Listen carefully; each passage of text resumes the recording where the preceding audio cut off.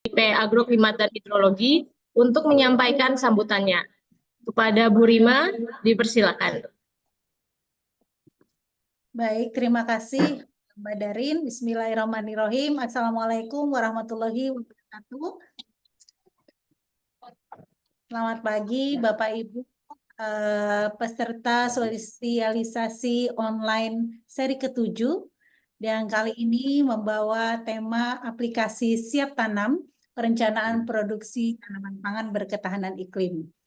Alhamdulillah, pertama-tama marilah kita panjatkan puji syukur kehadirat Allah Subhanahu wa Ta'ala, karena pada pagi hari ini kita diberi kesehatan dan juga kemudahan untuk mengikuti acara virtual ini, sehingga mudah-mudahan kita bisa mendapatkan informasi dan insight mengenai aplikasi siap tanam ini. Terima kasih kepada Balai Besar Pengujian Standar Instrumen Sumber Daya Lahan Pertanian yang telah memberi kesempatan kepada kami, Balai Pengujian Standar Instrumen Agroklimat dan Hidrologi Pertanian, untuk menampilkan aplikasi yang sudah kami launching di bulan Mei yang lalu, yaitu aplikasi Siap Tanam, Sistem Informasi Perencanaan Tanam yang Adaptif terhadap perubahan iklim. Baik Bapak Ibu, sebagai pengantar saya ingin menyampaikan bahwa kita mengetahui bahwa perubahan iklim itu sudah menjadi, ya sudah dibilang menjadi makanan sehari-hari kita ya Bapak Ibu, dengan kondisi cuaca yang tidak menentu, kemudian juga kadang kita sekarang memasuki musim kemarau tapi tetap hujan, sehingga dengan kondisi seperti ini kita harus adaptif. Jadi kita harus beradaptasi terhadap perubahan iklim dan kondisi cuaca yang tidak menentu ini, baik di semua sektor, termasuk juga di sektor pertanian. Nah, untuk itu kami Badan Standarisasi Instrumen Pertanian melalui BSIP Agroklimat dan Hidrologi Pertanian mengeluarkan atau menyusun suatu sistem informasi yang kami sebut siap tanam. Kalau Bapak Ibu dulu familiar dengan KATAM, kalender tanam terpadu. Nah, siap tanam ini merupakan transformasi dari kalender sistem informasi kalender tanam terpadu tersebut. Kenapa disebut transformasi? Karena basicnya itu tetap seperti kalender tanam, namun ada penambahan fitur, kemudian juga ada penambahan analisis data, seperti terkait dengan sumber air. Kalau dulu mungkin hanya menggunakan curah hujan sebagai sumber air, namun di aplikasi Siap Tanam ini kita sudah mendata atau mengakomodir sumber air yang lain seperti sumber air permukaan. Nah, nanti akan lebih detail, nanti akan dijelaskan oleh narasumber kami yang cantik, Ibu Anissa Noyara Rahmasari, yang merupakan tim dari BSIP Agroklimat dan Hidrologi Pertanian. Nah, Siap Tanam ini kami rancang untuk membantu Bapak Ibu petani, juga Bapak Ibu penyuluh serta pelaku pertanian di lapangan dalam mengatasi perubahan iklim dan kondisi cuaca yang tidak menentu. Jadi di sini kita akan merekomendasikan kapan Bapak Ibu petani tanam. Jadi kita ada 3 musim tanam ya. Kita sudah familiar dengan musim tanam pertama, yaitu musim hujan di akhir tahun, musim tanam kedua dan musim tanam ketiga yang ada di MK di musim kemarau. Nah, kami di saat tanam nanti akan merekomendasikan kapan tanam yang tepat berdasarkan kondisi air, kemudian apa varietas yang tepat yang direkomendasikan untuk penanaman, kemudian juga berapa dosis pupuk yang harus digunakan, dan apa infratan irigasi yang perlu ditambah terkait dengan tanam di musim yang sudah kami rekomendasikan.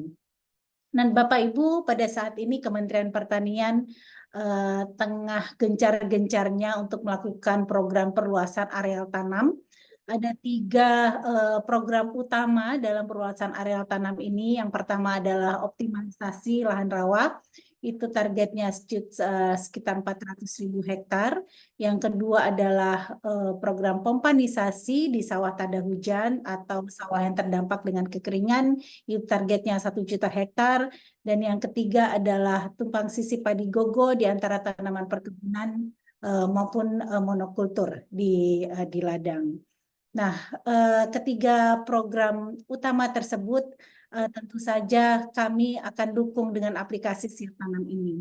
Jadi Bapak Ibu para pelaku di lapangan, silahkan simak baik-baik dan nanti mungkin juga bisa dipraktekkan tentang aplikasi Siap Tanam ini sehingga bisa menjadi pedoman Bapak Ibu di lapangan untuk pertanaman tanaman pangan terutama padi. Nah, saya harap aplikasi Siap Tanam ini betul-betul membantu Bapak Ibu, para petani, penyuluh, dan hadir juga mahasiswa dan tim Satgas Pompanisasi di Kementerian Pertanian. Pada saat ini terima kasih sekali atas partisipasi semuanya. Saat ini saya lihat partisipan mencapai 210.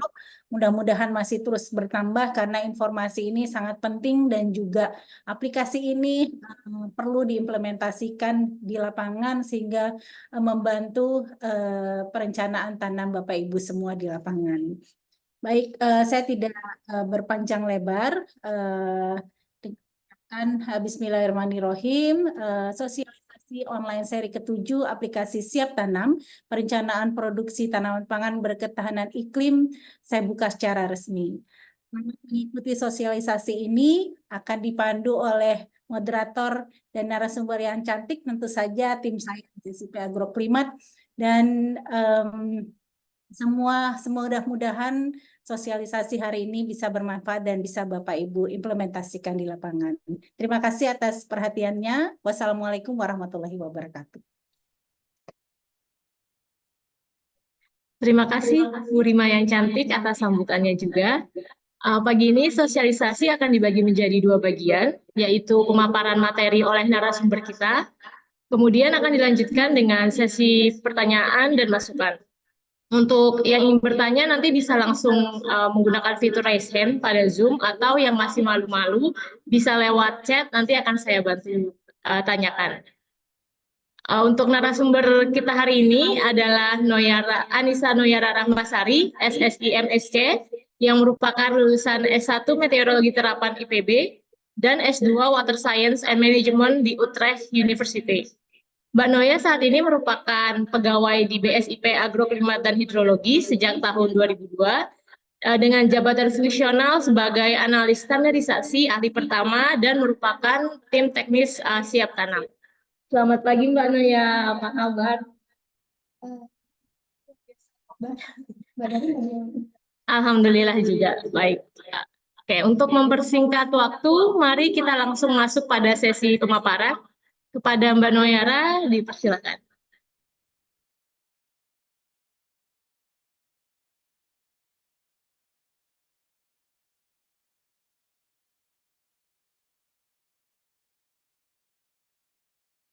Ya, selamat pagi Bapak Ibu. Apakah suara saya cukup terdengar ya? Jelas, Pak. Ya, terdengar, Bu. Terima kasih atas responnya. Ya, baik. Saya harap materinya juga sudah full screen ya di layar Bapak Ibu masing-masing. Sebelumnya terima kasih kepada Mbak moderator yang cantik juga telah membuka dan juga nanti akan membantu untuk selama sesi diskusi ya. Yang mungkin lebih baik ada di akhir paparan saja ya, Mbak. Ya, jadi mungkin Bapak Ibu mohon kesabarannya mendengarkan saya cuap-cuap dulu mungkin sebentar untuk pemaparan, setelah itu baru dibuka sesi diskusi. Sesuai yang tadi telah disampaikan, sosialisasi kali ini berjudul Siap Tanam, Perencanaan Produksi Tanaman Pangan Berketahanan Iklim. Untuk Bapak Ibu saudara-saudari, mungkin juga ada adik-adik ya yang ikut sosialisasi online ini, mungkin sebelumnya pernah ya mengikuti sosialisasi tentang Siap Tanam, ikut lagi aja nggak apa-apa karena saya yakin ada beberapa informasi baru yang disampaikan, sedangkan yang belum pernah ikut mari kita diskusi bersama untuk mendalami atau menyelami sistem informasi terbaru dari BSIP ini. Nah, tanpa lama-lama lagi kita mulai saja paparannya. Berikut adalah outline yang akan saya sampaikan. Jadi, sebagaimana layaknya program atau kegiatan atau penelitian, awalnya adalah latar belakang terlebih dahulu. Setelah itu, kita akan membahas fitur dan informasi dari sistem informasinya. Kemudian setelah itu, kita bahas lebih dalam lagi mengenai prinsip metode yang dipakai dalam siap tanam. Nah, ini untuk latar belakangnya, saya yakin Bapak Ibu peserta sosialisasi online sudah sering mendengar ya, bagaimana perubahan iklim global ini berdampak di seluruh aspek kehidupan kita. Yang sering didengar ini biasanya dampaknya adalah yang pertama peningkatan suhu global, kemudian ada kekeringan yang semakin sering, dan tidak hanya kering sebenarnya, karena memang iklim ekstrim ini jadi semakin ganas dan sering, dan juga sulit diprediksi, sama seperti curah hujan yang bisa kita observasi bersama. Kemudian dampak yang dari perubahan iklim juga, yang mungkin ini dari zaman saya SD ya, sudah sering dibahas mencairnya es abadi yang ada di kutub. Yang sebenarnya berdampaknya ini buntutnya bisa panjang nih, karena nanti akan meningkatkan permukaan air laut dan juga meningkatkan kadar garam di areal pantai.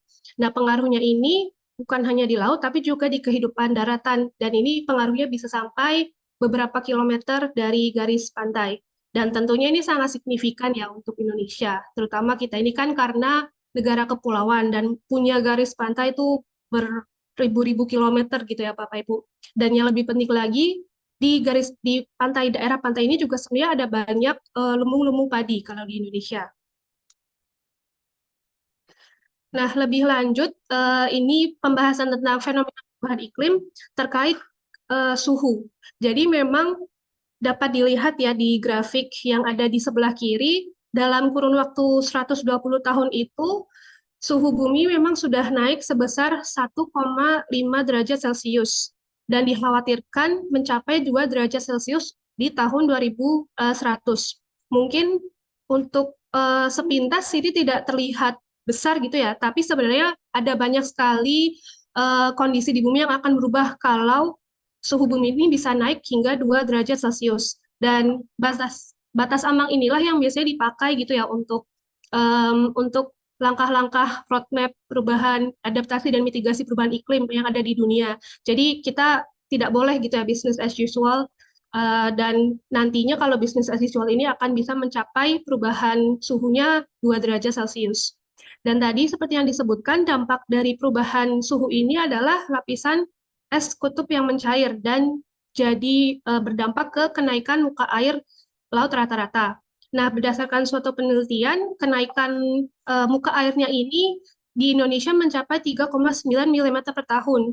Ini per tahun ya Bapak Ibu. Jadi kalau dikalikan sejak beberapa dekade perubahan iklim ini sudah semakin merajalela gitu, ini bisa sampai sentimeter. Dan di poin yang ketiga, sebagaimana Bapak Ibu bisa baca, kehilangan lahan sawah ternyata di Jawa Barat akibat naiknya muka laut tersebut mencapai 12.000 hektar. Dan ini untuk luasannya ya, untuk produksinya karena kenaikan muka air laut dan juga karena kenaikan kadar garamnya ya, jadi ada intrusi air laut di daratan, kehilangan produksi pangan itu bisa mencapai 160.000 ton besarnya. Kemudian selain suhu, perubahan iklim ini juga menjadikan pola curah hujan yang ada di Indonesia menjadi tidak terprediksi. Di grafik ini bisa Bapak Ibu lihat perubahan awal musim karena perubahan pola curah hujan, nanti nyambungnya ke perubahan awal musim ya Bapak Ibu. Di grafik ini ada perubahan awal musim hujan dan awal musim kemarau di Das Citarum, di daerah aliran Sungai Citarum, yang mana bisa dilihat itu garisnya zigzag ya, udah tidak lurus gitu, tidak bisa diprediksi seperti biasanya. Nah, data historis ini memang menunjukkan bahwa awal musim kemarau di Indonesia umumnya menjadi lebih maju dan awal musim hujannya itu menjadi lebih mundur. Dan juga BMKG sebenarnya sudah memiliki proyeksi perubahan panjang musim hujan untuk periode 2020 hingga 2049. Nah, dari hasil tersebut diprediksi atau diproyeksi sebagian besar wilayah Indonesia itu panjang musim hujannya berkurang antara 10 hingga 20 hari. Bahkan di beberapa wilayah itu ada yang berkurangnya lebih dari 20 hari. Nah, tentunya karena panjang musimnya ini berubah, maka dampaknya ini adalah semakin mundur dan semakin pendeknya juga waktu untuk para petani untuk bercocok tanam. Dan tentu dampaknya lebih jauh lagi adalah berkurangnya produktivitas atau stok pangan yang ada di Indonesia. Nah, dari potensi-potensi dampak perubahan iklim tersebut, dan juga dari peran strategis dari pertanian sendiri di Indonesia ini, yang mana tentunya pertama termasuk untuk menyediakan pangan ya untuk ratusan juta penduduknya, dan juga sebenarnya termasuk sektor pencaharian yang paling besar, karena memang ada puluhan juta petani dan banyak pemangku kepentingan yang bergantung hidupnya pada sektor pertanian, dan juga penghasil devisa negara, dibuatlah roadmap sebenarnya untuk adaptasi dan mitigasi perubahan iklim di sektor pertanian. Nanti Bapak Ibu bisa cek juga beberapa dokumen yang dibuat umumnya oleh Bappenas ya untuk roadmap ini, dan memang salah satunya untuk sebagai yang digunakan sebagai langkah adaptasi perubahan iklim adalah dikembangkannya suatu sistem informasi.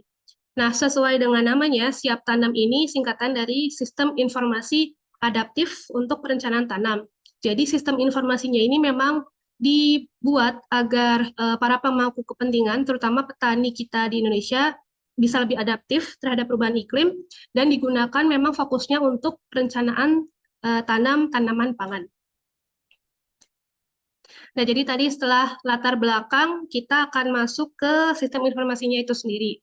Ini adalah tampilan muka dari website Siap Tanam, yang websitenya nanti akan diinformasikan. Mungkin nanti Bapak Ibu bisa sambil scrolling ya, sambil mengikuti paparan, jadi bisa sambil langsung lihat gitu sistem informasinya bentuknya seperti apa. Nah, ini yang tadi juga telah disampaikan oleh Bu Rima, Kepala BSIP Agroklimat. Jadi memang Siap Tanam ini bisa disebut dia ini regenerasinya dari KATAM, dari si KATAM terpadu, Sistem Informasi Kalender Tanam Terpadu. Yang mana kita memiliki beberapa alasan kenapa KATAM ini berubah menjadi Siap Tanam. Nah, yang pertama adalah karena kebutuhan sistem informasi untuk membantu perencanaan tanam yang lebih besar dalam rangka antisipasi dampak perubahan iklim.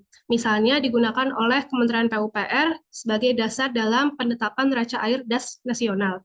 Kemudian yang kedua, memang sistem informasinya perlu diupdate dengan sistem operasi yang kompatibel dengan server di lingkup Kementan, dengan bahasa dan modul pemrograman yang terkini. Kemudian yang ketiga, sistem informasinya ini memang perlu di-backup agar memungkinkan kita tarik datanya historis, dan agar memungkinkan juga dilakukannya verifikasi dan validasi dari informasi rekomendasi yang dihasilkan. Karena memang sejujurnya di KATAM ini belum semua datanya bisa tersimpan secara historis. Kemudian poin yang keempat, kita juga perlu mengupdate metode yang digunakan dalam analisis-analisis di sistem informasi. Karena memang kita perlu mempertimbangkan kondisi biofisik dari lingkungannya. Kalau di KATAM sebelumnya bisa dibilang rekomendasinya ini disamaratakan untuk seluruh sawah di Indonesia. Nah, di Siap Tanam yang sekarang kami membagi agroekosistemnya menjadi 3, yaitu sawah irigasi, sawah tada hujan, kemudian ada sawah di lahan rawa. Nah, dari kepentingan-kepentingan tersebut, karena kita berharap memang kualitas dari rekomendasi yang dihasilkan oleh sistem informasinya ini bisa digunakan oleh pengambil kebijakan, terutama untuk menyusun perencanaan penyediaan modal ya, termasuk saprodi, termasuk pupuk dan alsintan, dan juga diharapkan bisa digunakan oleh petani untuk meningkatkan produksinya secara masif. Kami melakukan updating dan berharap target keluarannya ini yang sekarang menjadi Siap Tanam bisa memiliki tampilan antarmuka yang lebih mudah dimengerti oleh pengguna. Dan dari sisi back-end-nya juga lebih mudah dikelola oleh tim admin atau tim pengelola sistem informasinya sendiri. Nah, ini sepintas lebih komprehensif sejarah dari Siap Tanam sesuai yang tadi telah diinfokan ya. Jadi Siap Tanam ini sebenarnya sudah ada dari tahun 2007 berupa atlas dan buku katam yang memang bentuknya hard copy dan berbasis pulau. Kemudian di 2011 mungkin Bapak Ibu peserta di sini ada yang sudah terlibat gitu ya. Waktu itu sudah ada katam dengan basis website dan juga ada juga aplikasi Android-nya. Kemudian di tahun 2014 Katam ini diperkaya dengan fitur standing crop yang bisa memonitor tegakan padi yang analisisnya dilakukan dari Citra Modis. Di 2019 standing crop-nya ini diubah analisisnya dari Citra Modis ke Sentinel-2 yang memang memiliki resolusi yang lebih baik. Nah, di 2024 Juni lalu ya, kalau tidak salah, awal Juni, Siap Tanam versi 1 akhirnya rilis dengan berbagai pembaruan yang kita akan bahas setelah ini. Nah, manfaat dari sistem informasi ini dari Siap Tanam tentunya yang pertama adalah sesuai namanya menyediakan rekomendasi waktu, pola, dan luas tanam untuk 3 komoditas tanaman pangan utama di Indonesia, yaitu padi, jagung, dan kedelai. Rekomendasi ini dibuat berdasarkan prediksi curah hujan dan ketersediaan air selama fase pertumbuhan komoditasnya. Penentuan awal tanamnya ini menggunakan prediksi curah hujan BMKG, sementara rekomendasinya diperkaya dengan hasil analisis neraca air tanaman sepanjang tahunnya, sepanjang fase pertumbuhan. Nah, selain informasi utama berupa rekomendasi pola luas dan waktu pola dan luas tanam, Siap Tanam juga menyediakan informasi resiko penurunan produktivitas akibat serangan OPT, organisme pengganggu tanaman, dan juga dari resiko penurunan produktivitas karena dampak perubahan iklim, DPI. Juga ada informasi terkait optimasi produksi dengan kita berikan juga rekomendasi irigasi suplementer, pupuk, dan varietas. Nah, sebagai sistem informasi, Siap Tanam memiliki beberapa keunggulan. Yang pertama, tentunya kami membuat sistem ini dinamis karena disusun berdasarkan prediksi iklim musiman. Kemudian yang kedua, sistem informasinya operasional karena memang bisa langsung diterapkan di lapang dan spesifik lokasi. Karena didasarkan pada potensi sumber daya iklim dan air di tingkat kecamatan. Kemudian sistem informasinya juga terpadu karena dilengkapi dengan beberapa rekomendasi lain yang melengkapi rekomendasi awal tanam dan juga berkelanjutan karena mudah diupdate atau diperbarui. Diharapkan juga aksesibel karena kami sudah mengubah interface-nya supaya lebih mudah dipahami dan dioperasikan oleh pengguna dan juga tentunya yang namanya sistem informasi harus informatif ya Bapak Ibu.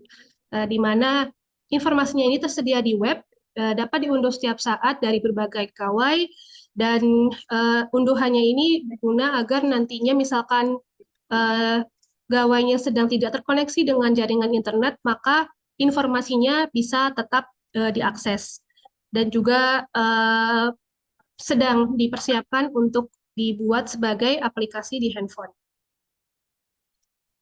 Nah, ini aksesnya untuk Bapak Ibu bisa mengakses Siap Tanam di alamat yang berikut, alamat yang tertera di layar di siaptanam.bsipkementan.id.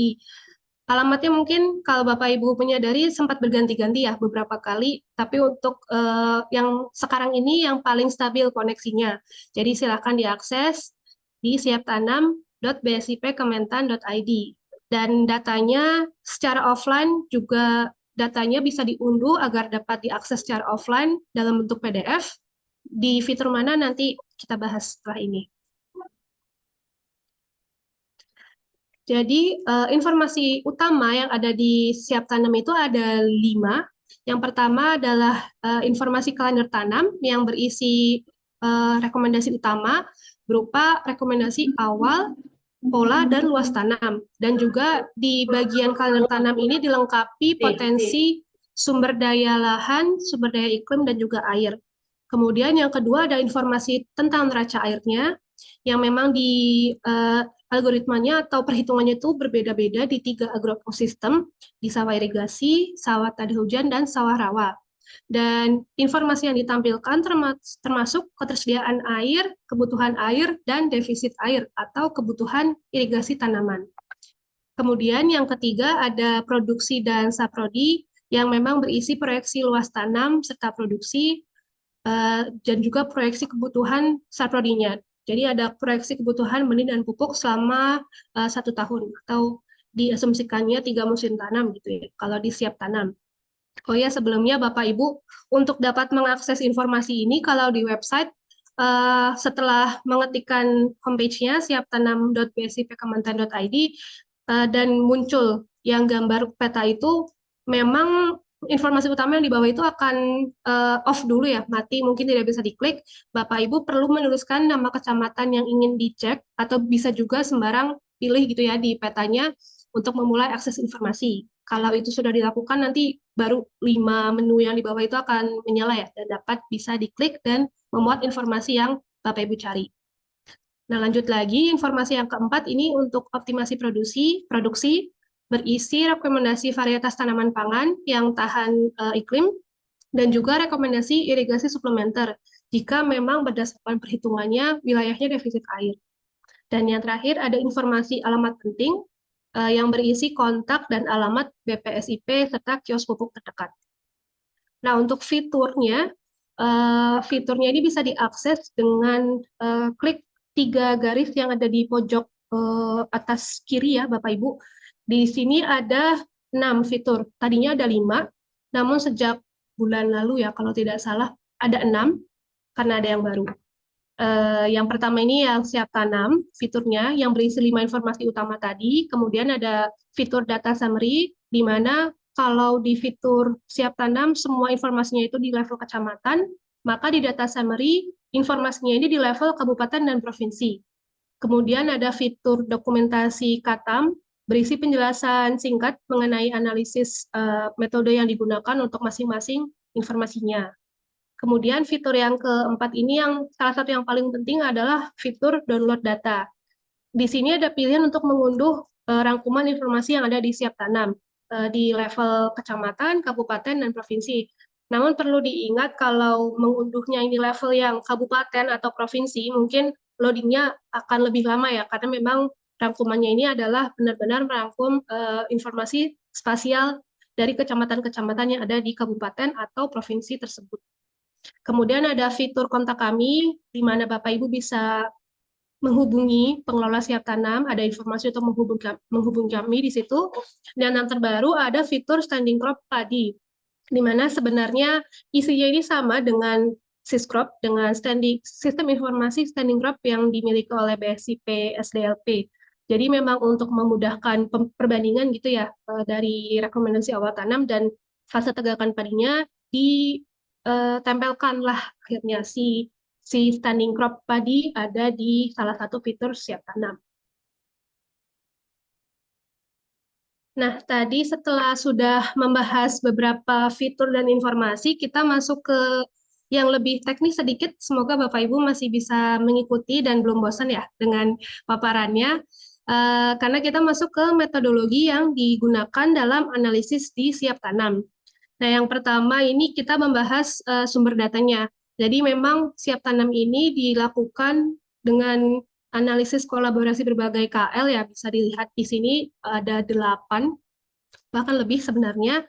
Tentu kalau dari Kementan, datanya yang paling banyak, termasuk luas baku sawah, daerah rawa, rekomendasi dosis pupuk, rekomendasi varietas, dampak serangan OPT dan dampak DPI, serta alamat BPSIP atau Balai Penerapan Standar Instrumen Pertanian di masing-masing provinsi. Kemudian di BMKG, dari BMKG kami mendapatkan data curah hujan, termasuk curah hujan prediksi, normal, dan evaluasi, kemudian data zona musim. Karena memang di BMG ini biasanya informasinya disajikan bukan dalam administrasi gitu ya, di kecamatan ini, atau di kabupaten ini, namun di zona musimnya. Jadi dalam satu kabupaten mungkin saja zona musimnya berbeda-beda untuk tiap kecamatan gitu ya, belum tentu sama. Kemudian dari PUPR kami mendapatkan data debit dari berbagai daerah aliran sungai dan juga sebaran sungainya, yang mana datanya ini nanti dipakai untuk irigasi, untuk analisis irigasi suplementer. Dan dari Bappenas kami mendapatkan data terkait daerah irigasi dengan kewenangannya masing-masing, ada kewenangan pusat, ada kewenangan provinsi, dan juga kabupaten. Kemudian dari BIG, kami mendapatkan batas administrasi hingga level kecamatan, sedangkan dari ESDM kami mendapatkan kondisi hidrogeologi, atau bisa disebut juga ini potensi air tanah ya Bapak Ibu, yang digunakan juga nantinya untuk analisis irigasi suplementer. Kemudian dari BPS kami mendapatkan data produktivitas, dan yang terakhir dari PT Pupuk Indonesia kami mendapatkan alamat lengkap dari seluruh kios pupuk di kecamatan di Indonesia. Nah, prinsip pendekatannya ini yang dipakai di Siap Tanam ada secara general ada 5 tahap. Yang pertama, kami melakukan akuisisi informasi prediksinya dari BMKG. Kemudian yang kedua, dilakukan update parameter-parameter untuk analisisnya. Kemudian yang ketiga, setelah perhitungan penentuan awal tanam, kita juga menghitung neraca airnya untuk semuanya untuk penentuan awal musim, pola dan luas tanam. Kemudian yang keempat, dilakukanlah analisis proyeksi produksi berdasarkan potensi luas tanam. Dan yang terakhir, dilakukan juga analisis optimasi produksi dengan rekomendasi irigasi suplementer dan varietas. Nah, ini yang lebih teknisnya. Untuk penentuan awal tanam, mungkin Bapak Ibu, jika sekarang sedang membuka website Siap Tanam, bisa dilihat kalau Siap Tanam itu ada edisi Okmar atau edisi ASEP. Untuk sekarang edisinya masih ASEP ya, April-September atau musim kemarau. Nanti diharapkan sebentar lagi akan diupdate untuk edisi musim tanam selanjutnya, yaitu musim tanam Okmar. Nah, untuk dua edisi ini, data yang digunakan ini susunannya berbeda, Bapak Ibu. Karena memang prediksi dari BMKG itu di-update ini setiap 6 bulan sekali, dan yang dipakai sebagai data prediksi itu adalah di bulan di mana musim tanamnya akan dilakukan. Jadi memang 6 bulan ke depan. Nah, kemudian kalau secara teknis ya Bapak Ibu, sisanya barulah kita isi kekosongan data yang tidak ada data prediksinya itu dengan data normal. Data normal ini bisa dibilang data rata-rata iklim, jadi memang datanya ini dimiliki oleh BMKG berupa rata-rata data dari 30 tahun lamanya. Jadi sebagai data pembanding begitu ya Bapak Ibu. Nah, parameter yang digunakan tersebut untuk penentuan awal tanam sama dengan penentuan awal musim hujan. Jadi kalau ada Bapak Ibu yang sudah paham banget ya di sini, seperti biasa kalau untuk menentukan awal musim hujan itu dipilihlah yang berupa 3 dasarian berturut-turut, di mana curah hujannya di satu dasarian itu 50 meter, atau jika di total maka 150 meter curah hujan dalam 3 dasarian tersebut. Nanti dari situlah kita tetapkan si awal musim tanam. Nah, kemudian setelah menetapkan awal musim tanam, kita juga menganalisis neraca air tanaman. Simpelnya, neraca air tanaman itu adalah balance ya. Jadi memang yang namanya neraca, kita menghitung air yang masuk dan air yang keluar di tanaman. Bisa juga disebut ya di lahan itu ya, di sawah tempat para petani bercocok tanam tanaman pangan. Dan ini bisa dilihat di sini, mungkin secara general, yang air yang masuk itu termasuk terutama mungkin hujan dan irigasi. Kemudian untuk yang air yang keluar terutama adalah evapotranspirasi dari tanamannya itu sendiri. Namun bisa juga termasuk kalau di neraca air yang lengkap gitu ya, termasuk limpasan permukaan dan perkolasi. Nah, untuk di Siap Tanam sendiri, neraca air tanamannya ini memiliki perhitungan atau konsep yang berbeda untuk 3 agroekosistem, karena memang secara biofisik karakteristiknya berbeda semua ya Bapak Ibu. Yang pertama untuk daerah irigasi, yang kedua untuk sawah tada hujan atau yang di non daerah irigasi, dan yang ketiga untuk sawah di daerah rawa. Nah, untuk sawah yang berada di daerah irigasi, yang kami pertimbangkan sebagai air yang masuk adalah curah hujan dan Ki 80. Ki 80 ini mungkin untuk Bapak Ibu yang sudah familiar, biasa disebut juga debit andalan. Kenapa namanya debit andalan? Sesuai namanya dia dapat diandalkan gitu ya Bapak Ibu. Jadi oleh PUPR biasanya debit andalan ini dipakai sebagai debit yang bisa digunakan untuk pemanfaatan air di berbagai sektor, termasuk juga untuk irigasi di sektor pertanian. Dan kemudian air yang keluar itu dari evapotranspirasi tanaman dan juga kebutuhan genangan tanaman pangannya tersebut. Nah, untuk sawah tada hujan atau yang berada di luar daerah irigasi, yang dipertimbangkan masuk itu hanya curah hujan. Dengan yang dipertimbangkan untuk keluar itu sama seperti yang irigasi, ada evapotranspirasi tanamannya dan kebutuhan genangan. Kemudian yang ketiga ini yang agak lebih kompleks untuk lahan sawah di daerah rawa. Jadi ada dua kondisi ya Bapak Ibu. Kondisi yang pertama, kalau debit andalan atau debit yang ada di sungainya ini lebih besar daripada ambang batas genangan yang ada di tanggul. Maka tentunya airnya ini akan melimpas dan membanjiri lahannya jadi tergenang, lahan sawah di rawanya ini jadi tergenang, jadi untuk sementara waktu tidak bisa ditanami. Sedangkan di kondisi kedua ini, jika debit yang ada di sungainya ini ada kurang dari ambang batas genangan, maka genangan pada lahannya ini bisa berkurang. Tapi ada syaratnya. Jadi udah ada syarat yang pertama, ada syarat lagi gitu ya, syarat exception. Yang pertama ini syaratnya untuk agar genangan pada lahan itu bisa benar-benar berkurang, evapotranspirasi dari tanaman dan perkolasinya itu harus lebih besar daripada curah hujan yang turun di lahan tersebut. Kalau itu terjadi, maka genangannya bisa berkurang dan tanaman bisa dibudidayakan di situ. Jadi memang lahannya tidak tergenang sepenuhnya.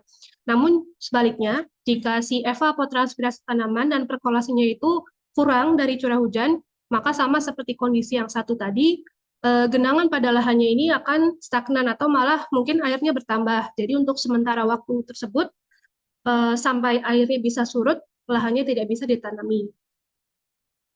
Nah, dari situlah nanti penentuan awal tanamnya dibedakan untuk 3 agroekosistem yang berbeda. Nah, kemudian untuk informasi produksi dan saprodi, berikut adalah beberapa informasi utama yang ada.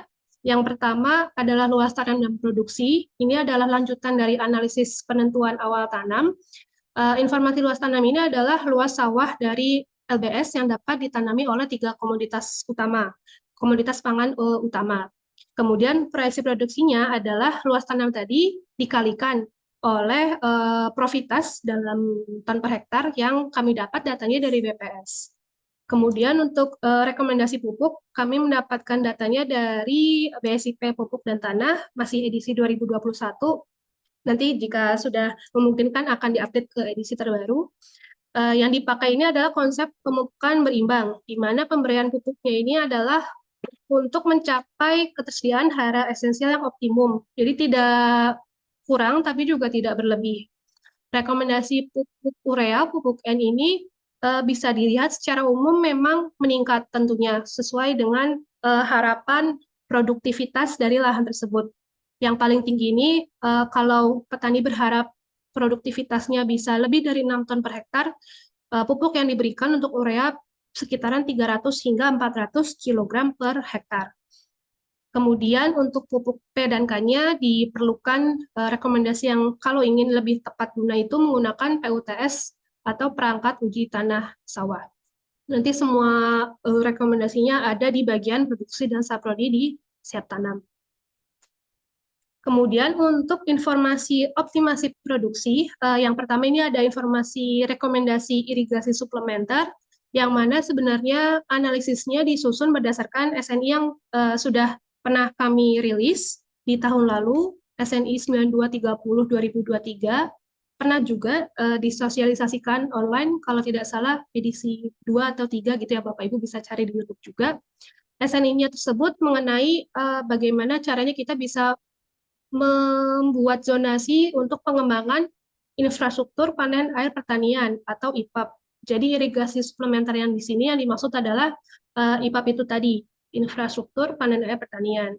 Di Siap Tanam untuk saat ini ada 3 infrastruktur yang disarankan. Yang pertama perpompaan. Jadi memang yang pertama dicari itu adalah seperti program strategis Kementan ya saat ini adalah mengambil irigasi tambahan atau irigasi suplementer dari air permukaan. Jadi data yang dipakai adalah sebaran sungainya, lalu kami buffer sejauh 1,5 kilometer untuk membatasi jarak lahan ya, karena memang kalau sudah lebih dari 1,5 kilometer, berdasarkan hitung-hitungan itu nanti nggak balik modal gitu ya Bapak Ibu, untuk mengambil airnya gitu dari sungai yang jauhnya lebih dari 1,5 kilo, dan hasil dari produksinya gitu. Jadi memang dibatasi 1,5 kilo. Kemudian di overlay dengan lahan sawahnya, maka didapatkan rekomendasi perpompaan. Kemudian yang kedua, jika memang tidak ada air permukaan yang dekat, maka rekomendasi yang didapat potensinya adalah dari sumur air tanah. Datanya ini berasal dari data dari ESDM berupa kondisi hidrogeologi, di mana datanya tersebut sudah ada kategori potensi akuifernya atau potensi lapisan air tanahnya. Ada yang tidak berpotensi sama sekali, jadi memang tidak bisa diambil sama sekali. Ada yang berpotensi sedang dan ada yang berpotensi tinggi. Yang sedang dan tinggi ini potensinya di overlay dengan lahan sawah, kemudian didapatkanlah rekomendasi untuk sumur dangkal dan sumur dalam. Jika air permukaan dan air tanahnya memang tidak ada sama sekali potensinya, maka pilihan yang terakhir ini adalah infratan atau IPAP berupa embung. Jadi embung ini gunanya adalah mainly untuk menampung curah hujan, menampung air hujan yang bisa dipakai untuk irigasi suplementer. Data yang dipakai ini cuma satu, yaitu data kelerengan. Jadi nanti ditapis data kelerengan yang kurang dari 2%, kemudian di-overlay dengan lahan. Nanti didapatkanlah lahan-lahan yang direkomendasikan untuk membangun embung sebagai irigasi suplementer. Kemudian salah satu informasi untuk optimasi produksi juga adalah tentang varietas. Rekomendasinya ini disarankan berdasarkan buku deskripsi varietas unggul atau VUB dari Litbang Tanaman Pangan 2010-2019. VUB-nya ini direkomendasikan berdasarkan status kerentanan. Dan dampak yang termasuk ini adalah dampak perubahan iklimnya meliputi bencana banjir, kekeringan, dan serangan organisme pengganggu tumbuhan atau OPT. Kalau tidak salah, 6 OPT utama di masing-masing komoditas itu ada datanya semua ya untuk membuat status kerentanan bencana OPT dan DPI. Nah, data analisis untuk status kerentanannya ini dipakai dari Ditlin TP, data bulanan luas lahan terdampak serangan OPT, dan juga dampak DPI. Kalau OPT ini datanya dari 2005, kalau DPI datanya dari tahun 1989. Dari data tersebut, kita membuat beberapa parameter, yaitu klasifikasi rata-rata terkena, klasifikasi rata-rata PUSO, klasifikasi rasio PUSO dan terkena, kemudian ada klasifikasi frekuensi serangan. Nah, dari 4 parameter ini kita membuat 4 kategori status. Yang pertama aman, potensial, sporadis, kemudian endemis. Dari 4 kategori ini nanti akan dari sistem informasinya akan disarankan varietas mana yang lebih cocok digunakan untuk sawah tersebut. Nah, informasi yang terakhir itu tentang lokasi, alamat penting. Jadi memang intinya nanti di sistem di Siap Tanam bisa Bapak Ibu akses gitu ya, informasi terkait BPSIP dan juga kios pupuk di masing-masing kecamatan.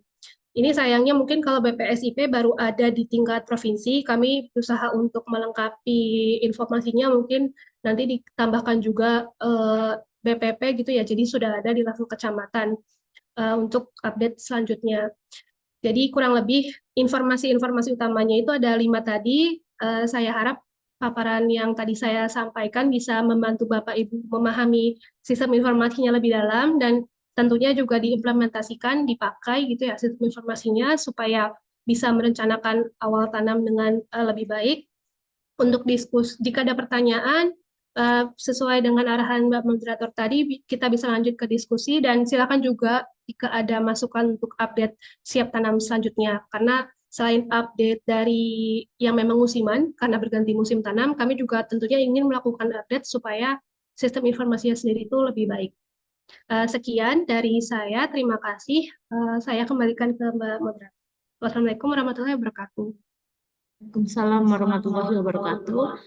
Baik, terima kasih untuk Mbak Noya atas pemaparan dan penjelasannya mengenai siap tanam. Sekarang seperti yang sudah dijelaskan di awal, memang siap tanam itu adalah sebagai bentuk upaya untuk adaptasi terhadap perubahan iklim yang menyebabkan naiknya muka air laut, kemudian perubahan pola curah hujan, sehingga produksi dan produktivitas padi bisa menurun.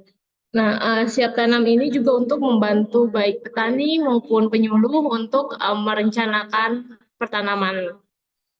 Kalau gitu, kita akan lanjut untuk ke sesi berikutnya, yaitu tanya jawab.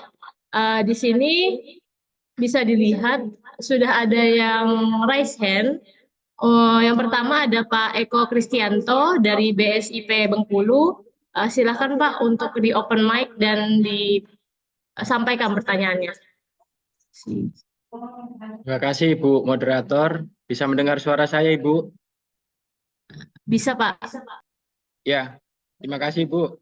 Saya menyimak apa yang sudah dipaparkan Ibu di awal tadi bahwa untuk siap tanam ya Bu ya, oleh Bu Nora, bahwa juga siap tanam itu dipakai acuan oleh PUPR. Tapi realitanya Ibu, justru ini yang menjadi masalah di lapangan, tidak terselesainya irigasi, bahwa ini juga bukan wewenangnya kementerian, tetapi wewenangnya PUPR. Sedangkan ini menjadi komponen penting dalam percepatan tanaman. Yang menjadi masalah itu sebetulnya bukan aplikasi ataupun yang lain, tetapi justru irigasi yang tidak kunjung usai ini Bu, yang menjadi masalah. Sebetulnya petani tidak perlu didorong, tidak perlu dipaksa, kalaupun air itu ada gitu loh Bu. Jadi memang permasalahan di lapangan sekarang adalah tidak terbangunnya, tidak terawatnya irigasi teknis yang sudah dibangun oleh PUPR. Nah, permasalahan juga tidak kunjung selesai sehingga menjadi semakin terpuruknya kondisi pertanaman padi yang menjadi permasalahan di lapangan. Demikian Ibu, mohon bisa menjadi solusi bagi kami di lapangan. Kalau bisa juga dihadirkan Bu, apa permasalahannya PUPR ini tidak membangun jaluran irigasi sampai saat ini. Terima kasih Bu. Baik, terima kasih Pak Eko. Maka kami persilahkan kepada Mbak Noyara untuk menjawab pertanyaan.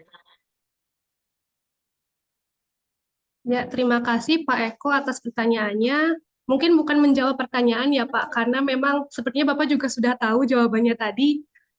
Irigasi ini mungkin memang sampai yang irigasi utama primer dan sekunder itu sampai sekarang dan tersier sebenarnya sampai sekarang merupakan kewenangan dari PUPR. Jadi kami juga kalau di sini kan kita sama ya Pak, posisinya ada di Kementerian Pertanian. Kalau ada yang bertanya soal irigasi mungkin tentang jaringan yang rusak, jaringan distribusi yang rusak, begitu ya Bapak Ibu. Kita mungkin sama-sama bisa dibilang agak bingung mungkin menjawabnya. Namun yang bisa kita lakukan untuk saat ini karena memang kewenangan irigasi sampai sekarang untuk sampai tersier itu masih di PUPR dan sebenarnya kita juga sedang memperjuangkan ya Pak kewenangan setidaknya irigasi yang tersier dan kuarter gitu ya, yang memang langsung sampai ke lahan petani ini agar ada di bawah Kementerian Pertanian. Sementara selama itu belum resmi, secara perundang-undangan yang bisa kita lakukan ya memang membantu petani untuk yaitu tadi irigasi suplementer. Dan itu pula lah yang dilakukan di program strategis Kementan saat ini dengan perpompaan gitu ya Bapak Ibu.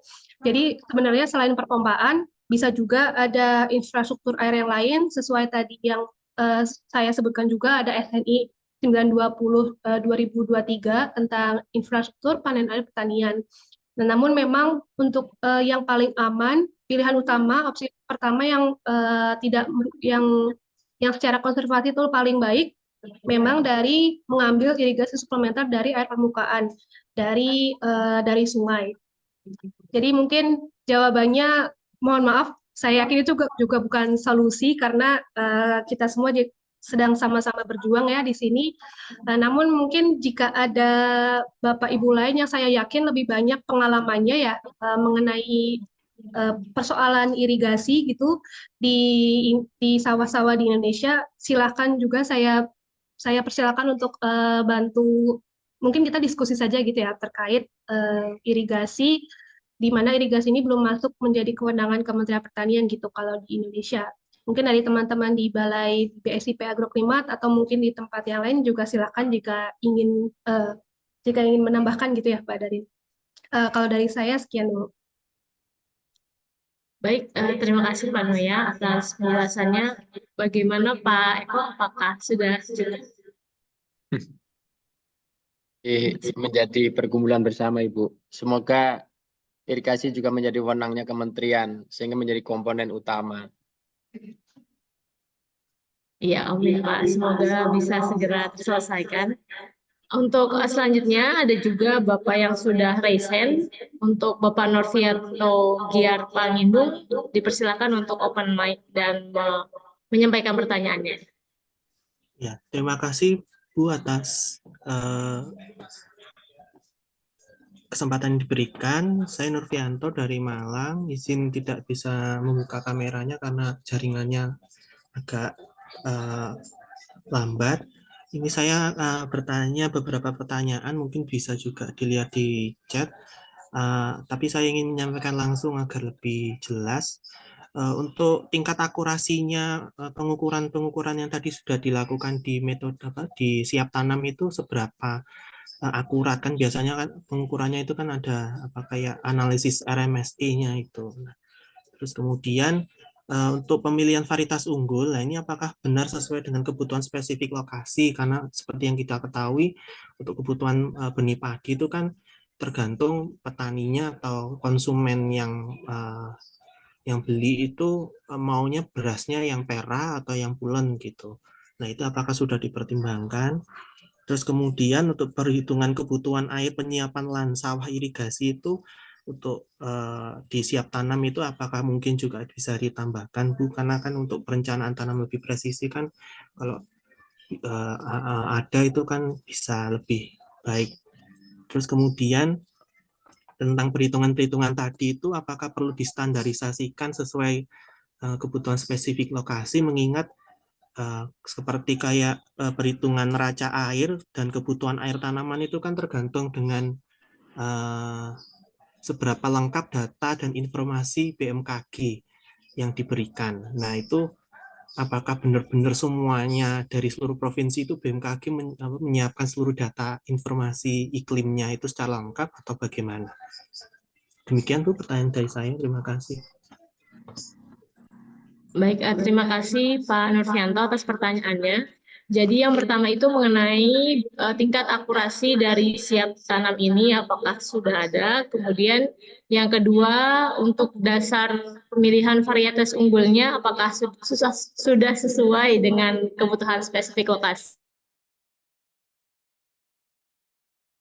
Dengan kebutuhan air penyiapan lahan sawah irigasinya untuk mengakomodir perencanaan tanam lebih presisi. Dan yang terakhir adalah karena ada metode perhitungan neraca air, kebutuhan air tanaman dan ketersediaan air total, apakah perlu distandarisasikan sesuai dengan spesifik lokasi?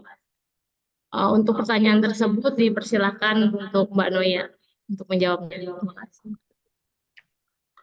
Iya, terima kasih Mas Nurvianto. Banyak ya pertanyaannya. Nanti mohon jika ada yang masih kurang jelas atau mungkin kurang tepat menurut Mas, silakan dibalas saja ya respon dari saya. Yang pertama tentang tingkat akurasi ya, tingkat akurasi pengukuran segala macam potensi sumber daya air, neraca air atau informasi-informasi yang ada di siap tanam. Untuk tingkat akurasi, memang kalau boleh jujur, kita tidak bisa menyebutkan angkanya karena informasi utama yang dipakai di sini itu dihasilkan dari prediksi, yaitu prediksi BMKG tadi. Dan memang data prediksinya ini, yang namanya data prediksi, mungkin kalau teman-teman ada yang dari iklim di sini, ada yang dari iklim di sini memahami ya kalau yang namanya data prediksi sampai bulan untuk kebutuhan musim itu mungkin akurasinya pastinya akan lebih rendah dibandingkan untuk kebutuhan katakanlah cuaca gitu. Jadi prediksi untuk nanti sore pasti akan lebih akurat daripada prediksi untuk 6 bulan ke depan. Dan juga contohnya yang lain untuk neraca airnya, kami mendapatkan data ini kan debitnya dari PUPR dan memang sangat PR sekali sebenarnya untuk mengetahui tingkat akurasi apakah benar yang namanya debit di sungai ini debit andalannya segitu, karena sungai di Indonesia sangat banyak dan memang pengukuran untuk debit itu cukup kompleks. Jadi memang siap tanam ini dibangun dari data-data dengan asumsi-asumsi yang semuanya sudah kami disclaimer ya. Jadi datanya sudah dibuka, kami tadi sampaikan datanya apa saja. Selain di paparan juga sebenarnya kalau Bapak Ibu melihat di website, di metodologi, di dokumentasi ada metodenya. Jadi diskusi-diskusi seperti ini, seperti kayak mempertanyakan akurasi atau mungkin jika ada masukan gitu ya untuk metode yang lebih baik, sangat terbuka. Jadi semoga responnya menjawab ya untuk tingkat akurasi, karena memang susah dijawab karena banyaknya data yang dianalisis tadi. Jadi memang tergantung dari data-data inputannya kan ya pastinya. Kemudian yang kedua tentang pemilihan varietas unggul, seperti yang tadi disampaikan, sampai saat ini masih ada varietasnya itu memang hanya yang tercantum di buku keluaran dari Litbang ya, waktu itu namanya Mas Litbang, dari Litbang TP. Tapi saya setuju sekali, sangat setuju dengan masukan dari Mas Nurfianto. Memang jika nanti ada caranya, ada kesempatannya untuk mengumpulkan memang benih-benih varietas yang memang spesifik lokasi, yang mungkin lokal gitu ya, yang biasa digunakan untuk petani-petani di sana, atau mungkin ada penelitian baru yang ternyata memang varietasnya lebih tahan, lebih resisten perubahan iklim, itu akan sangat baik sekali untuk bisa juga ditampilkan di sistem informasi yang merupakan siap tanam. Tapi juga sepertinya tadi Mas Nurfianto memahami ya bahwa bagaimanapun yang ada di sistem informasi ini adalah rekomendasi. Kita tidak bisa memaksakan gitu ya kepada petani. Mungkin petaninya sudah biasa memakai benih apa, yang bisa dilakukan adalah mungkin terutama dari penyuluh-penyuluhnya bisa membantu gitu ya untuk mensosialisasikan bahwa sebenarnya benih ini tuh lebih unggul gitu. Katakanlah mungkin diprediksi musim tanam ke depan lebih kering daripada biasanya. Maka ada rekomendasi untuk menggunakan benih yang memang lebih tahan kering. Nah, itu memang tugasnya cukup berat gitu ya, terutama untuk teman-teman di lapangan, perlu saya akui, untuk dapat memastikan bahwa rekomendasinya paling tidak dipertimbangkan gitu oleh petani untuk digunakan. Kemudian yang ketiga, perhitungan kebutuhan air untuk penyiapan lahan sawah irigasi. Untuk perencanaan tanam yang lebih presisi ya gitu. Sama seperti respon saya mungkin sama seperti tadi pertanyaan dari Pak Eko ya. Jadi memang kalau untuk irigasi, Kementerian Pertanian mungkin belum terlalu banyak kewenangannya. Jadi lagi-lagi ini hanya rekomendasi, tapi jumlah yang bisa membuka, menutup atau membatasi debit irigasi yang masuk ke saluran-saluran irigasi baik itu primer, sekunder maupun tersier di Indonesia itu masih Kementerian PUPR. Jadi yang bisa dilakukan sekarang itu yaitu tadi mungkin memang kalau dari perakiraan awal tanamnya siap tanam bisa membantu untuk memprediksi, namun di lapangnya itu memang ada banyak hal gitu ya yang dapat mempengaruhi.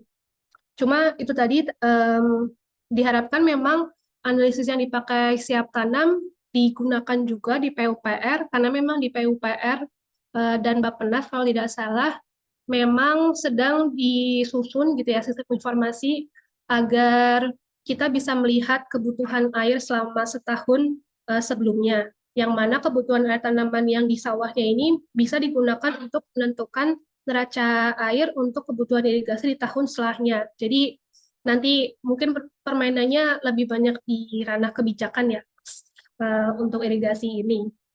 Jadi dimohon doanya juga supaya kedepannya siap tanam bisa lebih berguna gitu ya untuk dapat digunakan sebagai rekomendasi di skala yang lebih menyentuh para petani gitu ya, terutama untuk irigasi. Kemudian, nah ini soal standarisasi metode perhitungan raca air kebutuhan air tanaman gitu ya. Saya setuju sekali juga dengan saran dari Mas Nurfianto karena memang sebenarnya mungkin bukan hanya spesifik lokasi ya, tapi juga untuk tanaman-tanamannya perlu disesuaikan. Nah, kebetulan sekali di BSIP Agroklimat memang sedang ada rancangan SNI terkait metode perhitungan kebutuhan air tanaman yang bisa dibilang RSNI ini mungkin kayak seperti langkah awal gitu ya untuk menstandarkan perhitungan kebutuhan air untuk tanaman di lokasi yang spesifik gitu. Dan benar sekali tadi Mas Nurfianto kan juga memahami ya kalau perhitungan kebutuhan air ini pasti butuh data-data iklim yang cukup banyak, resolusinya juga cukup tinggi. Nah, apakah benar BMKG menyediakan? Nah, itu mungkin bisa ditanyakan ke BMKG, bercanda Mas. Tapi setahu saya bisa di-download beberapa data. Mungkin memang ada yang terbatas, tapi ada data yang bisa di-download.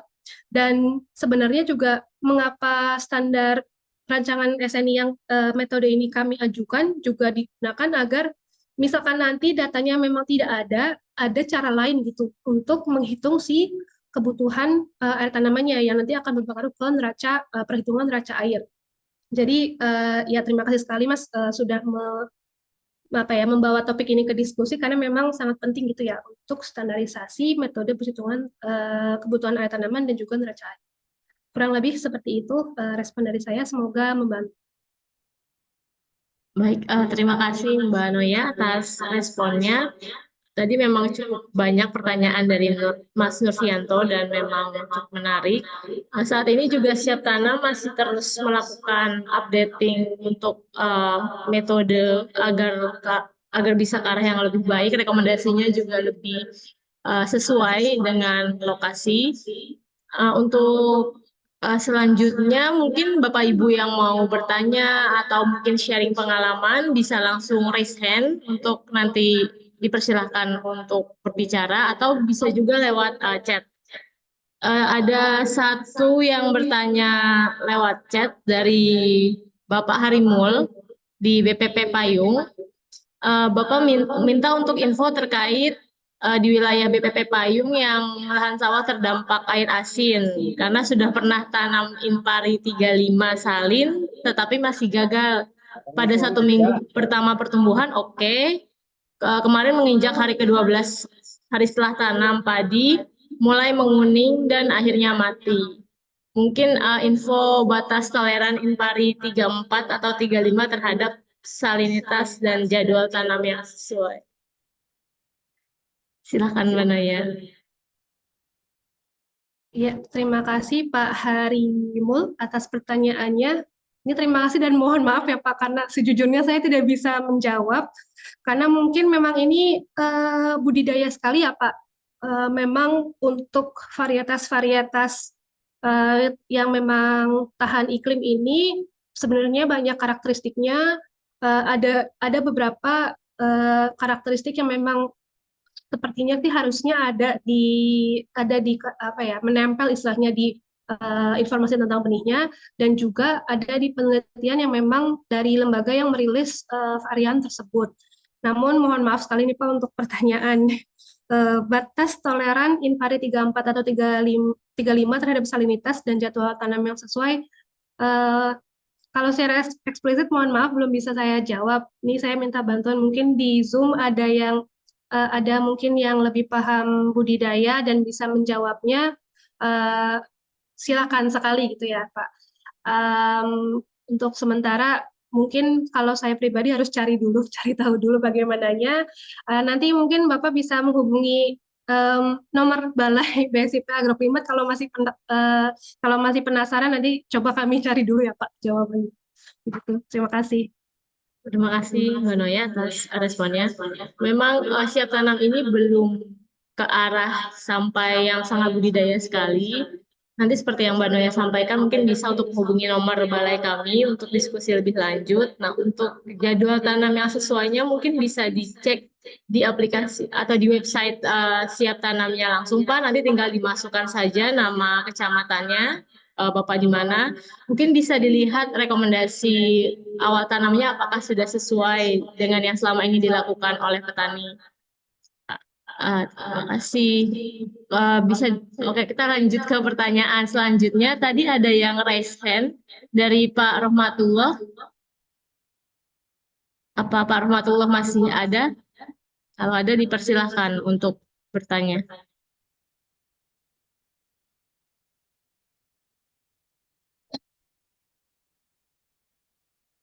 Sepertinya sudah tidak jadi raise hand ya, Pak.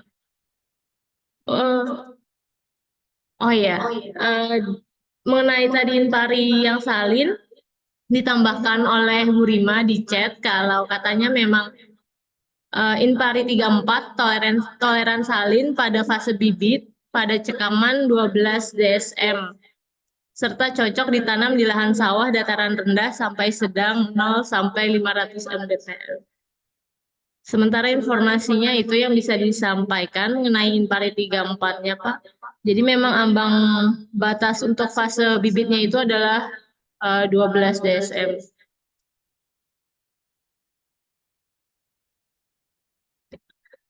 Apakah ada Bapak Ibu yang ingin bertanya lagi atau memberikan masukan?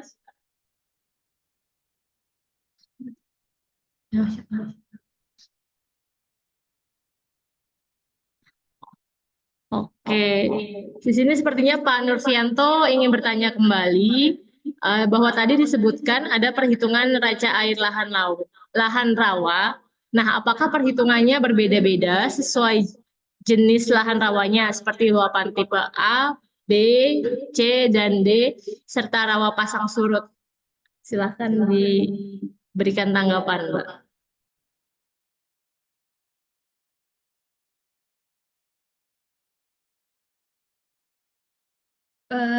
Iya, terima kasih atas pertanyaannya, Mas Nurfianto. Mas apa Bapak ya? Mas kayaknya, Mas Nurfianto. Perhitungan neraca air di sawah yang lahan rawa, iya berbeda-beda tergantung jenis luapannya tepat sekali dan juga tidak hanya jenis luapan tapi juga jenis rawanya itu sendiri ya, karena ada rawa lebak atau dalam, rawa pematang gitu ya.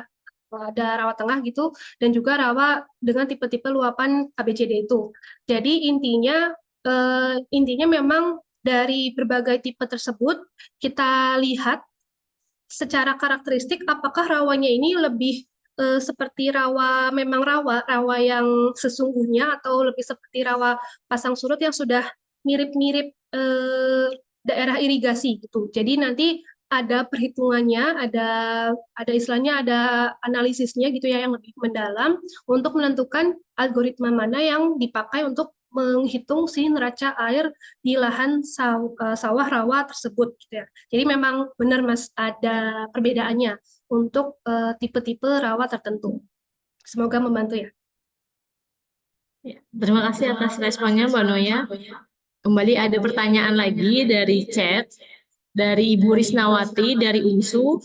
Beliau menanyakan apakah aplikasi siap tanam ini berlaku juga untuk tanaman hortikultura karena yang dibahas saat ini untuk tanaman pangan saja. Terima kasih. Mohon untuk direspons. Iya, terima kasih Ibu Risnawati atas pertanyaannya. Jawabannya belum. Ya, mohon maaf ya Bu, untuk saat ini memang siap tanam ini fokusnya masih di 3 komoditas tanaman pangan di Indonesia, yaitu padi, jagung, dan kedelai. Jadi tanaman pangan yang lainnya juga bahkan belum tercover gitu ya Bu, untuk siap tanam. Dan memang ini sebuah kesempatan ya, opportunity juga untuk bisa menambahkan atau mungkin membuat perhitungan untuk tanaman hortikultura karena pastinya juga butuh ya Bu untuk horti perencanaan tanamnya seperti apa. Namun ya perlu diingat juga data yang dikumpulkan, data yang dibutuhkan juga banyak gitu. Karena pastinya karakteristiknya untuk perencanaan tanamnya berbeda-beda dari satu tanaman ke tanaman yang lain. Mohon doanya aja Bu, jadi siap tanam bisa merangkul tanaman hortikultura juga. Terima kasih Bu atas pertanyaannya. Terima kasih Mbak Noya atas responnya.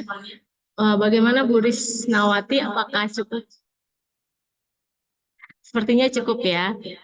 Silakan kalau ada yang ingin bertanya lagi atau ingin sharing pengalaman atau ingin menambahkan mungkin jawaban dan responnya, dipersilakan untuk raise hand atau bisa juga melalui fitur chat. Mungkin kita akan satu pertanyaan lagi yang terakhir.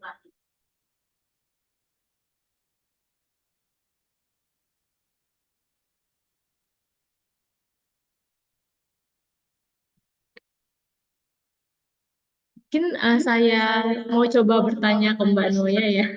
Kan tadi disebutkan memang akan terus ada updating, kemudian juga tadi diminta dari audiens untuk masukan dan saran untuk updating selanjutnya. Kira-kira untuk rencana terdekat, apa sih updating yang akan dilakukan di website Siap Tanam sendiri? Makasih loh Mbak moderator pertanyaannya. Ya, jadi untuk rencana terdekat dari Siap Tanam, mungkin tadi sudah beberapa di-spill ya waktu paparan, karena yang sekarang ini kan masih edisinya ASEP ya, April September, sedangkan kita akan memasuki musim tanam selanjutnya yaitu Okmar. Jadi pastinya harus diupdate bagian prediksinya ya, bagian rekomendasi awalnya harus disesuaikan ke Oktober-Maret. Kemudian yang kedua juga mungkin Bapak Ibu di sini sudah mendengar gitu ya kalau sudah ada luas baku sawah yang terbaru, ada LBS terbaru yang sudah dirilis oleh ATR BPN, ada penurunan hektar berapa ratus ribu hektar gitu kalau tidak salah. Nanti itu juga akan kami coba update ke Siap Tanam yang selanjutnya. Dan juga mungkin karena ada batas-batas administrasi yang baru, itu juga perlu diupdate karena dari BIG sudah memberikan batas-batas administrasi yang baru, termasuk provinsi yang juga sudah 38 ya, 38 sekarang provinsi di Indonesia itu juga akan dimasukkan ke Siap Tanam. Dan update-update yang lain ada, tapi kayaknya saya harus minta izin teman-teman tim dulu kalau mau share. Tapi yang pastinya untuk update diharapkan nanti ke depannya Siap Tanam memang akan lebih operasional gitu ya, hingga skala administrasi yang lebih kecil lagi. Jadi memang bisa ya itu tadi langsung diimplementasikan di lapang. Gitu Mbak, kira-kira. Baik, terima kasih Mbak Noya atas responnya. Memang ada selalu upaya untuk updating baik metode maupun data yang digunakan agar hasil rekomendasi Siap Tanam ini menjadi lebih baik dan lebih operasional di lapangan. Mungkin jika tidak ada pertanyaan lagi, kita cukupi saja sesi diskusinya.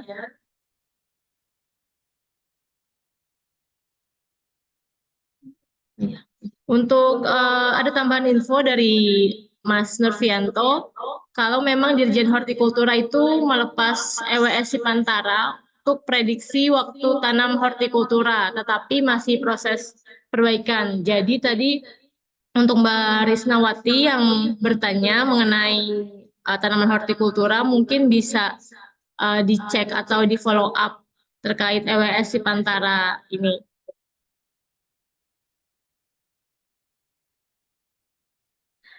Ada satu pertanyaan lagi mengenai mohon petunjuk bagaimana khusus lahan yang ada salinitasnya. Mungkin terkait bagaimana budidaya khusus untuk di lahan yang ada salinitasnya. Tapi mungkin seperti yang tadi sudah disampaikan oleh Mbak Noya, kalau mungkin akan lebih tepat untuk bertanya ke BB Padi yang lebih paham mengenai hal itu, karena kalau dari Siap Tanam sendiri memang hanya mengeluarkan rekomendasi untuk awal tanam, juga perencanaan pertanamannya, seperti itu. Ada yang mau ditambahkan mungkin Mbak? Sementara itu aja udah bagus Mbak jawaban moderatornya. Terima kasih. Baik, terima kasih Bapak Ibu. Sepertinya sesi diskusi kami sudahi saja. Untuk Bapak Ibu yang belum mengisi link presensi, bisa dicek di chat untuk mengisi link presensinya. Nanti kemudian juga dimohon untuk mengisi survei kepuasan masyarakat dari BPSI SDLP. Untuk materi dan sertifikatnya nanti akan dikirimkan kemudian. Sepertinya demikian saja untuk sosiali ke-7 BPSI SDLP mengenai siap tanam. Semoga apa yang sudah disampaikan oleh narasumber Mbak Noyara tadi dapat memberikan manfaat kepada Bapak Ibu, terutama kepada penyuluh dan petani untuk dapat membantu menentukan awal tanam atau perencanaan pertanaman di tengah perubahan iklim ini.